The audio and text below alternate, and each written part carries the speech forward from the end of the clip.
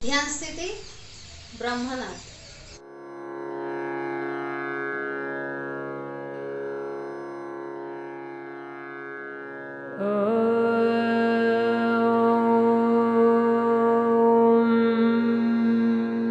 पूर्व कालांशरे आमे disease and it's treatment पाठर आलोचना करथिले। रोग ताहार निराकरण सेथिरे आमे जानिले स्वास्थ्य काहाको कुहाजे, रोग काहाको कुहाजे, रोग केउ शब्दरु आनीत, रोगर प्रकार भेद on the basis of time period.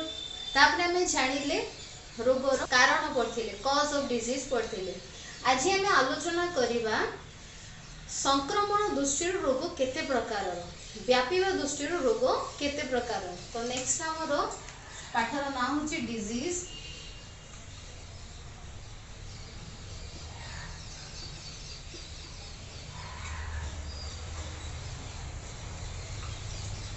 रोग ताहार निराकरण।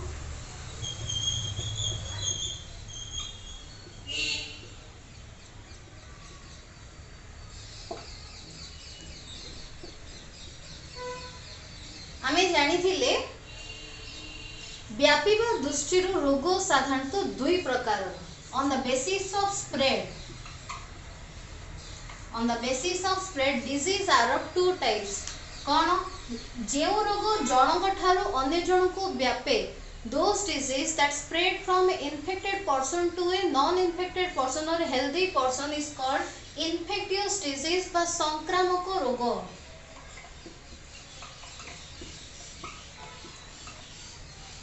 जो रोग जनक ठारू अन्य जन को व्यापे नाही ताहाको अणसंक्रामक रोग बा नॉन इन्फेक्टियस डिजीज कहा जाए।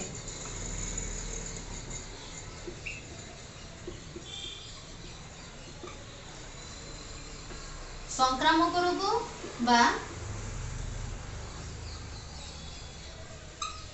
इन्फेक्टियस डिजीज, अणसंक्रामक बा नॉन इन्फेक्टियस डिजीज।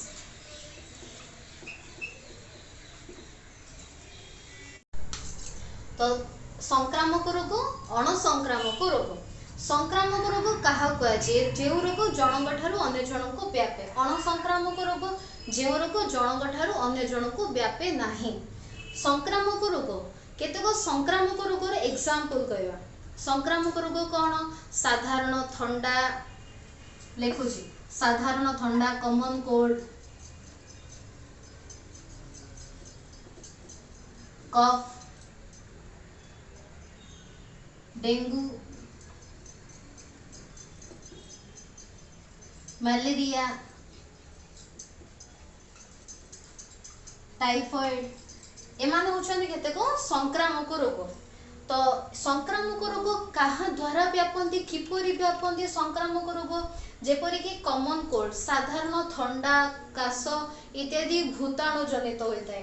डेंगू भूताणु जनित, मलेरिया आदि प्राणी जनित, टाइफॉइड बैक्टीरिया जनित।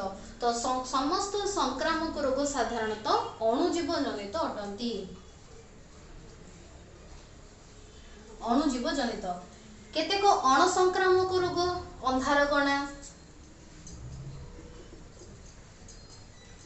अंधारकणा, ऑस्टियोमालेशिया,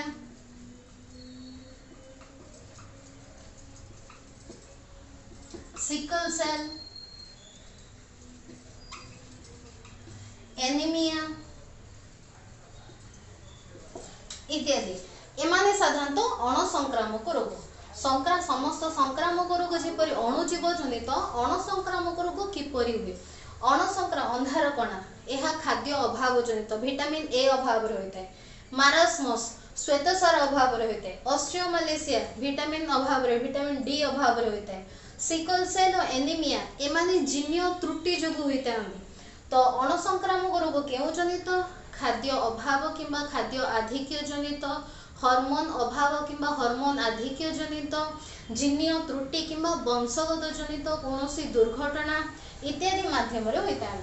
तो समस्त संक्रामक रोग अणुजीव जनित होइतिबा बेले अणसंक्रामक रोग विभिन्न कारण जोगु होता है। तो अणुजीव, अणुजीव शरीर रे किपरि व्यापे? गोटे पर्सन रु अन्य पर्सन को अणुजीव किपरि व्यापे? अणुजीव व्यापीबा पई माध्यम आवश्यक। किंतु अणसंक्रामक रोग जेहेतु व्यापे नहीं से रोग व्यापीबा पे कौनसी माध्यम आवश्यक होई न थाए। तो अणुजीव किपरि व्यापे एमाने साधारणतः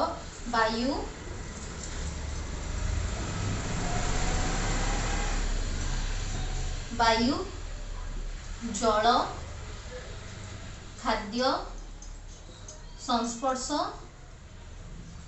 इत्यादि माध्यम प्रत्यक्ष व परोक्ष संस्पर्श इत्यादि माध्यम व्यापी थांती। ताहले जदि संक्रामक अणसंक्रामक रोगर पार्थक्य आसीबो ताहले कौन कौन लिखा हबो? संक्रामक रोग एही रोग जनक ठारू अन्य जनक व्यापी थाए। अणसंक्रामक एही रोग जनक ठारू अन्य जनक व्यापे नाही। समस्त संक्रामक रोग अणुजीव जनित किंतु अणसंक्रामक रोग खाद्य अभाव किंबा आधिक्य हार्मोन अभाव किंबा आधिक्य जीनीय त्रुटि और वंशगत इत्यादि जोगु होई थाए। समस्त संक्रामक रोग जेहेतु जनक ठारू अन्य जनक व्यापे एहाकू डिया रोग मध्य कहा जाए। समस्त संक्रामक रोग को डिया रोग बा कम्युनिकेबल डिजीज कहा जाए। अणसंक्रामक रोग को नॉन कम्युनिकेबल डिजीज बोली कहा जाए।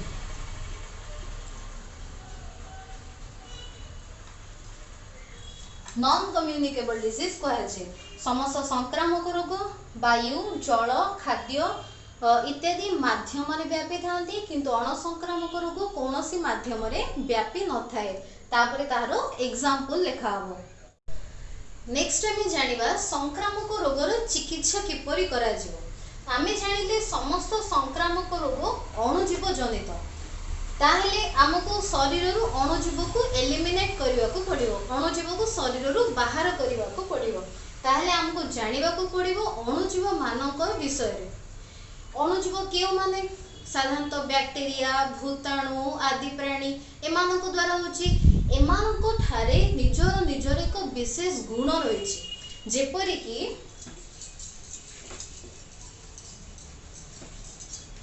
बैक्टीरिया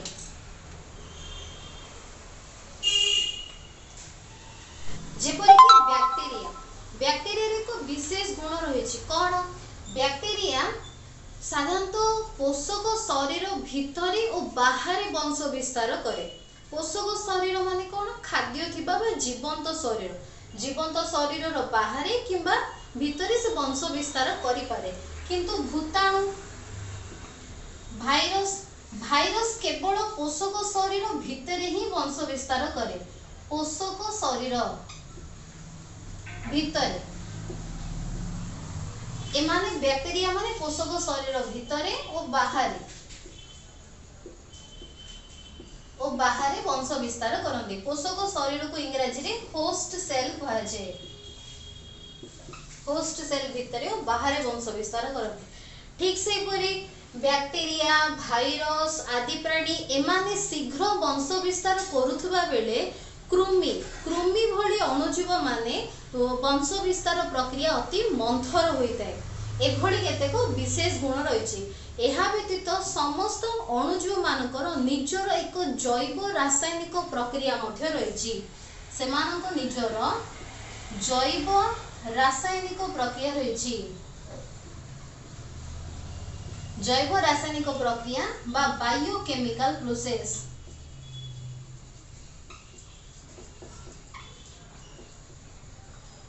समस्त बैक्टीरिया बीजाणु आदि प्राणी एमानक निजर जैव रासायनिक प्रक्रिया बायोकेमिकल प्रोसेस रही। किंतु केवल भूताणु मानकर निजर कौनसी जैव रासायनिक प्रक्रिया नहीं। आमे जानिले प्रथमे डिजीज विषय। डिजीज रु जानिले संक्रामक अणसंक्रामक दुई प्रकार रोग अछि। तापरे जानिले समस्त संक्रामक रोग अणुजीव जनित। संक्रामक रोग को आमे जदि ट्रीटमेंट करिवार अछि ताहले हमको अणुजीव मानक विषय जानिबा को पड़िबो। अणुजीव मानक विषय आमे जानिले बैक्टीरिया शरीर पोषक शरीर भितर और बाहर वंश विस्तार करे। भूताणु पोषक शरीर भितर वंश विस्तार करे। बैक्टीरिया भाइरस आदि प्राणी एमाने शीघ्र वंश विस्तार करुवा बेले कृमि माने साधारणतः वंश विस्तार प्रक्रिया अति मंथर प्रक्रिया रे करथाय। ଆଉ ସେମାନଙ୍କର ସମସ୍ତଙ୍କର ନିଜ ନିଜର ଏକ ଜୈବ ରାସାୟନିକ ବା ବାୟୋକେମିକାଲ ପ୍ରୋसेस ରହିଛି, କିନ୍ତୁ केवल भूताणु मानकर कौनसी जैव रासायनिक प्रक्रिया नथाए। समस्त जैव रासायनिक प्रक्रिया रे बाधा सृष्टि करिबा पई साधारणतः एंटीबायोटिक व्यवहार कराछि। कौन व्यवहार कराछि? एंटीबायोटिक। समस्त जैव रासायनिक प्रक्रिया रे बाधा सृष्टि करिया पई जेपरि कि पेनिसिलिन एक एंटीबायोटिक, हम सुनिथिबा पेनिसिलिन रो ना। पेनिसिलिन एक एंटीबायोटिक जहाँ बैक्टीरिया रो एक जैव रासायनिक प्रक्रिया रे बाधा सृष्टि करे। कौन? साधारणतः बैक्टीरिया माने बैक्टीरिया रो शरीर रो बाह्य आवरण कौन? कोष भित्तिक सेल वॉल। बैक्टीरिया माने जैव रासायनिक प्रक्रिया रे निज शरीर रो चारिपटे कोष भित्ति बा सेल वॉल तैयारी करंती। ओ पेनिसिलिन नामक एंटीबायोटिक रो कार्य होची कोष भित्ति निर्माण रे बाधा सृष्टि करिवा। फल रे बैक्टीरिया रो कोष भित्ति निर्माण होई पारे नहीं, एहा दुर्बल होई शरीर रो बाहरी जाए। तेणु पेनिसिलिन मनुष्य शरीर उपरे कोनोसी प्रभाव पकाए नहीं, कारण पेनिसिलिन काहा उपरे प्रभाव पकेला? कोष भित्ति निर्माण रे। पेनिसिलिन नामक एंटीबायोटिक मनुष्य शरीर उपरे कोनोसी प्रभाव पकाइबो नहीं, कारण मनुष्य कोषर बाह्य आवरण कोष झिल्ली और पेनिसिलिन केवल कोष भित्ति निर्माण रे बाधा सृष्टि करे। ठीक सेही परी विभिन्न प्रकार आमे व्यवहार करछु एंटीबायोटिक। एंटीबायोटिक माने जैव रासायनिक प्रक्रिया रे बाधा सृष्टि करंती, किंतु एबे मो टिके आगरो कहिली जनकर जैव रासायनिक प्रक्रिया शरीर रे हो नाही। कहार? भूताणुर। भूताणुर निजर कोनोसी बायोकेमिकल प्रोसेस नाही, एणु आजि पर्यंत कोनोसी एंटीबायोटिक भूताणु उपरे प्रभाव पकौ नाही। ताहेले केतेको डिजीज अछि, साधारण थंडा, मिलिमिला, बसंत इत्यादि रोग रे एंटीबायोटिक व्यवहार करा जाय नाही। तो माने जाइथिबो डॉक्टर पाखर किंबा निजे मध्य बाहर थंडा हेबा समय एंटीबायोटिक किनी खाउचो, किंतु थंडा भली रोग रे जेहेतु थंडा एक भूताणु जनित रोग, एंटीबायोटिक थंडा भली रोग रे कोनोसी प्रभाव पकेइबो नाही। किंतु आमे डॉक्टर को पाखु जिबा परे डॉक्टर साधारणतः कौन करंती? थंडा रोग रे मध्य एंटीबायोटिक लेखंती। जदि जनकु केवल थंडा रोग होइछि ता भूताणु जनित रोग एंटीबायोटिक प्रभाव पकेइबो नाही। जदि शरीर रे भूताणु जनित रोग प्लस बैक्टीरियल डिजीज बोथ थिबो, जदि शरीर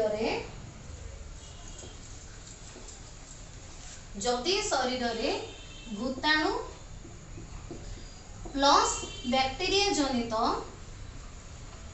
रोग थिबो ताहेले एंटीबायोटिक प्रभाव पकाए, कारण भूताणु एते छोट जे ताहा बैक्टीरिया रो शरीर मध्य रे प्रवेश करे। मुटिके आगुर कहिली जे भूताणु सब बेले होस्ट सेल बा पोषक शरीर मध्य रे वंश विस्तार करे। तेणु भूताणु एते छोट जे से बैक्टीरिया रो शरीर मध्य रे प्रवेश करे और बैक्टीरिया रो शरीर रे प्रवेश कला परे आमे जदि एंटीबायोटिक व्यवहार करिबा ताहेले एंटीबायोटिक बैक्टीरिया को नष्ट करिवो, फल रे भूताणु मध्य शरीर रो बाहरी जाए। ताहेले आमे जानिले साधारणतः समस्त अणुजीव मानकर निजर जैव रासायनिक प्रक्रिया बा बायोकेमिकल प्रोसेस अछि, केवल भूताणुर निजर जैव रासायनिक प्रक्रिया नाही। एंटीबायोटिक समस्त जैव रासायनिक प्रक्रिया रे बाधा सृष्टि करे, किंतु antibiotic does not effect on virus, किंतु एंटीबायोटिक वायरस उपरे कोनोसी प्रभाव पकेबो नाही। किंतु शरीर रे भूताणु और बैक्टीरिया उभय रोग जदि थिबो ताहेले आमे एंटीबायोटिक व्यवहार करि परिबा। वर्तमान जानिले आमे संक्रामक रोगर चिकित्सा विधि। आमे जानिलु अणुजीव माने साधारणतः संक्रामक रोग सृष्टि करंती, अणुजीव मानको विनाश करिबाकू हेले आमे एंटीबायोटिक व्यवहार करि परिबा। नेक्स्ट आमे जानिया विभिन्न रोगर चिकित्सा विधि कोन, प्रिंसिपल्स ऑफ ट्रीटमेंट। विभिन्न रोगर चिकित्सा विधि। चिकित्सा विधि साधारणतः दुई प्रकारर। प्रथमटी होची सिम्पटम बेस्ड ट्रीटमेंट।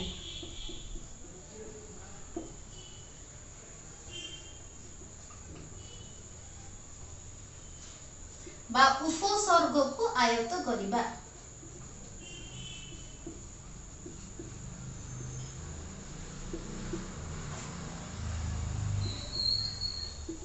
उपसर्ग बा सिम्पटम, सिम्पटम माने होची लक्षण। प्रथमे लक्षण को आयत्त करिबा परे eliminate the cause of disease.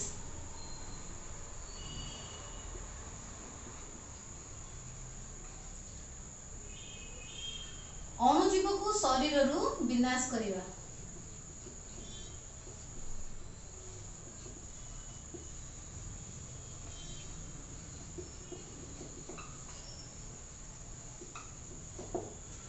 प्रथमे होची उपसर्ग को आयत्त करिबा बा लक्षण को आयत्त करिबा परे रोग सृष्टिकारी अणुजीव को शरीर रु विनाश करिबा। गोटे एग्जांपल दोची, सपोज जण को फीवर हेची, ज्वर हेची, ताले से डॉक्टर को पाखु जीवो, तुमको ज्वर हेइथिबो, तुमे डॉक्टर को पाखु जाइथिबो, जीवा परे डॉक्टर कोन करंती, प्रथमे केतेक औषध लिखंती। औषध लेखि 5 दिन कि 6 दिन परे पुणी आसीबा को कहंती, हाँ कि नहीं। तो प्रथमे कौन कराची, जन को ज्वर हैला, शरीर रो तापमात्रा वृद्धि हेची, तार लक्षण होचे शरीर रो तापमात्रा वृद्धि हेची, ताहले प्रथमे तापमात्रा को कमेबा पई डॉक्टर माने औषध दियंती। देला परे सेमाने कौन करंती, रोग कौन हेची जानिबा पई डायग्नोसिस करा जे, सेतबेले पैथोलॉजिकल टेस्ट करा जे। पैथोलॉजिकल टेस्ट करले करिवार जना पड़ला लोकटी को टाइफॉइड, मलेरिया, फैलेरिया जे कोनोसी डिजीज हेची किबा हेपाटाइटिस कोनोसी डिजीज हेची जना पड़। तापरे शरीर रे थिबा कॉज बा अणुजीव ताकू शरीर रु बाहर करंती। प्रथमे कोन करा जे उपसर्ग को आयत्त करा जे। जण को पेट काटुची ताहले पेट न काटिबा पई प्रथमे मेडिसिन दिया जे, पेट काटिबा कमिबा पई प्रथमे मेडिसिन दिया जे। तापरे डायग्नोसिस करा जे, शरीर रो कॉज, पेट काटिबार कॉज जाना पड़े कारण, तापरे शरीर रो कॉज को बाहर करा जे, स्टोन हेची किबा ता शरीर रे टाइफॉइड अछि इत्यादि को शरीर रो बाहर करा जे। तो चिकित्सा विधि केते प्रकार, 2 प्रकार। प्रथमे करा जे सिम्पटम बेस्ड ट्रीटमेंट, उपसर्ग को आयत्त करा गला पर रोग सृष्टिकारी अणुजीव को विनाश करा गला। तुमे माने केतेक रोग तार किपरि उपसर्ग आयत्त होबो, अणुजीव को किपरि विनाश करा जिवो, केतेक रोगर एग्जांपल गुडा को लिखिकी देखेबो। नेक्स्ट काल आंसर वर्तमान आमे कोन कोन जानिलु, आमे जानिलु रोग, तापरे जानिले types of disease. Types of disease कोन, on the basis of time period, acute disease, chronic disease. तापरे on the basis of spread disease are of 2 types, infectious disease, non infectious disease. तापरे हमें जानले cause of disease. Cause of disease कोन, immediate cause, contributory cause, मूल कारण, सहायक कारण। Next हमें जानले ट्रीटमेंट ऑफ डिजीज। ट्रीटमेंट कोन, 2 प्रकार, symptom based treatment, eliminate the cause of disease. Next video हमें जानिबा डिजीज न हेबा पे हमें कोन करि परिबा। जेहेतु हमें जानिचु जे आगुरु prevention is better than cure, prevention is better than cure, ताहले हमें नेक्स्ट पीरियड प्रिवेंशन विषय रे पढ़िबा।